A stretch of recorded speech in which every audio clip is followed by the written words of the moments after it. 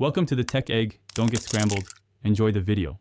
In this video, I will show you how to make creamy noodles. First, select your preferred pasta, like fettuccine or penne, as the shape impacts how well the sauce clings. Cook your pasta until it's perfectly al dente, which means it still has a slight bite. Remember to save about 1 cup of that starchy pasta water. It's a secret ingredient for a silky sauce. Begin your sauce by melting 2 tablespoons of unsalted butter and sautéing 2 cloves of minced garlic until fragrant.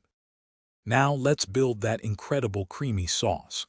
After your garlic is fragrant, deglaze the pan with about 1/4 cup of dry white wine or vegetable broth, scraping up any brown bits. Next, pour in 1 cup of heavy cream, bringing it to a gentle simmer. This is where the magic happens. Slowly whisk in about 1/2 cup of freshly grated Parmesan cheese, allowing it to melt and thicken the sauce beautifully. Keep stirring to prevent clumping. With your sauce ready, it's time to combine everything.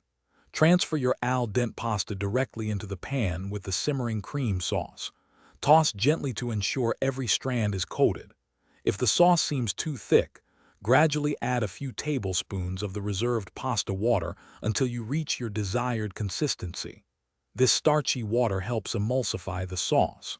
Finally, season generously with salt and freshly ground black pepper, and stir in a handful of chopped fresh parsley or chives for a vibrant finish.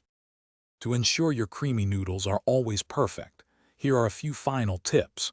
Always opt for freshly grated Parmesan or Pecorino Romano.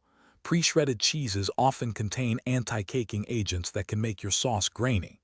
Serve your creamy noodles immediately after preparing them to savor their optimal warmth and texture.